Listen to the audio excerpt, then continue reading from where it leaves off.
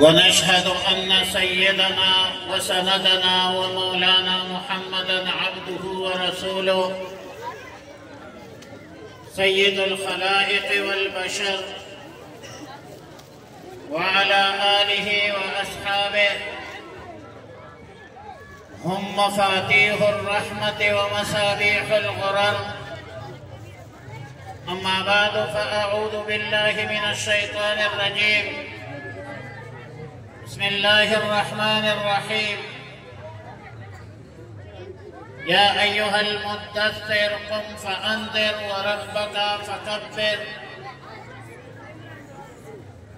اٹھو میرے دنیا کے غریبوں کو جگا دو،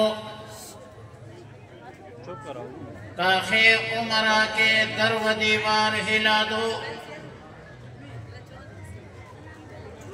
جس قید سے دہقان کو میسر نہ ہو روزی، اس قید کے ہر خوشہ گندم کو جلا دو کہ وہ خالق و مخلوق میں حائل رہے پردے. پیران کلیسا کو کلیسا سے ہٹا دو. میں ناخوش و بیزار ہوں مرمر کے سلوں سے، میں ناخوش و بیزار ہوں مرمر کے سلوں سے. میرے لیے مٹی کا حرم اور بنا دو. قابل صد احترام معزز علماء کرام، مشائخ عذاب، شرکائے کانفرنس، سب سے پہلے بصمیم قلب دل کے اتاہ گہرائیوں سے ان حفاظ کرام کو مبارکباد پیش کرتا ہوں جنہوں نے اپنے سینوں میں قرآن کریم محفوظ فرمایا ہے. اس خوش قسمت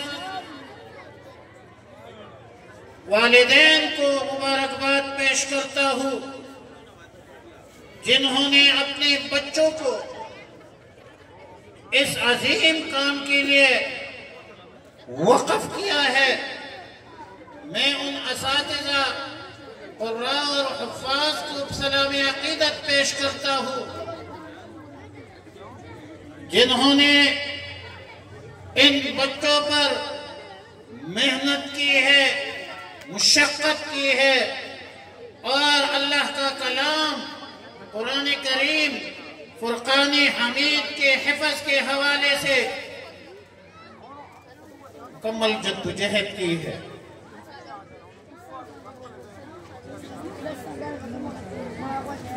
یاد رکھے کہ اللہ رب العالمین کے ہاں انسان اشرف المخلوقات ہے. وَلَقَدْ كَرَّمْنَا بَنِي آدم.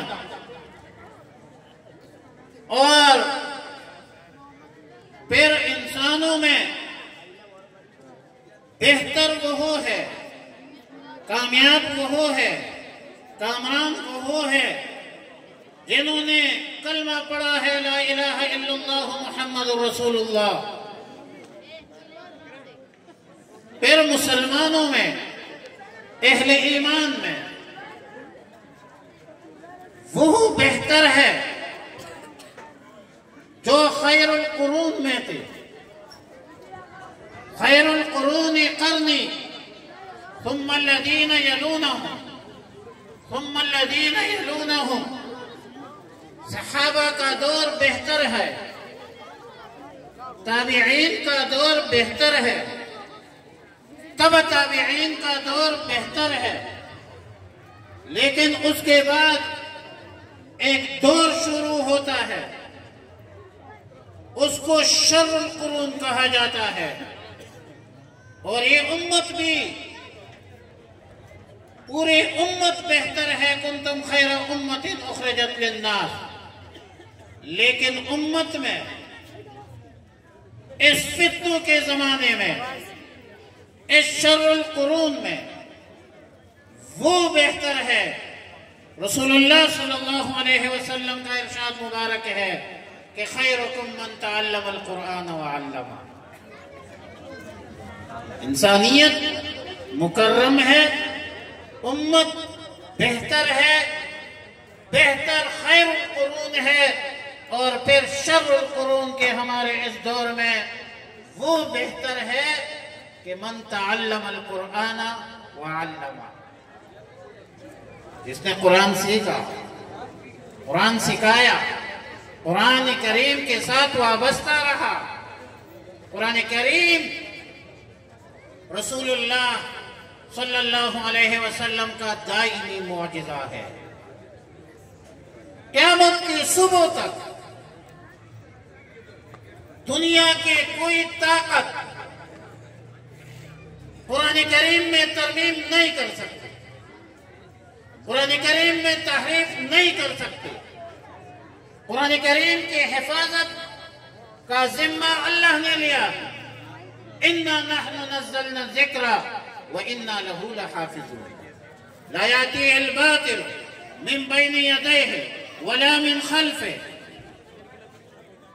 دنیا کی کوئی طاقت قرآن کریم میں ترمیم نہیں کر سکتی، قرآن کریم کا مقابلہ نہیں کر سکتی.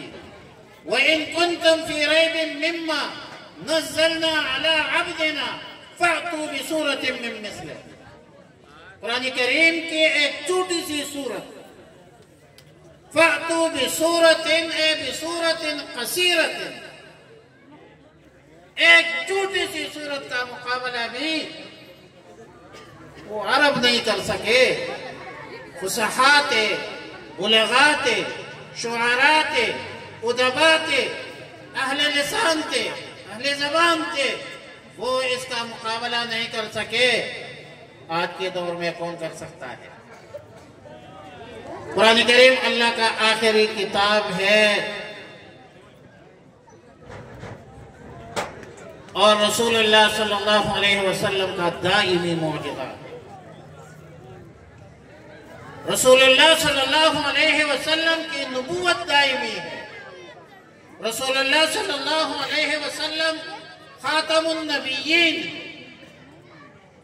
رسول اللہ صلی اللہ علیہ وسلم کے بعد کوئی نیا پیغمبر نہیں آئے گا. رسول اللہ صلی اللہ علیہ وسلم نے فرمایا انا خاتم الانبیاء وانتم آخر الامم. ماشاءاللہ لاہور محمد آصف رشیدی صاحب تشریف لا چکے ہیں. نعروں کے ساتھ ان کے استقبال کیجئے گا. نعرے تکبیر، عظمت قرآن، تاج و تخت ختم نبوت. مجاہدوں کی طرح ہاتھوں کو لہرا کر نعرے کے جواب دیجئے. تاج و تخت ختم نبوت، عظمت صحابہ، عظمت اہل بیت. مہمان خصوصی ہے آصف رشیدی صاحب بھی تشریف لائے ہیں، اور ہمارے جمعیت علماء اسلام کی مرکزی رہنما مولانا امجد خان خطیب ابن خطیب، بہت بڑا خطیب ہے، وہ بھی تشریف لاتے ہیں. تو میرا تو خیال یہ تھا کہ وہ پہنچ گئے اور میں نے ان کو دعوت دینی تھی، لیکن ابھی چونکہ مولانا آصف رشیدی صاحب تشریف لائے ہیں تو پروگرام ذرا تبدیل ہو گیا. صلی اللہ علیہ النبی الامی الکریم وعلی آلہ واصحابہ اجمعین.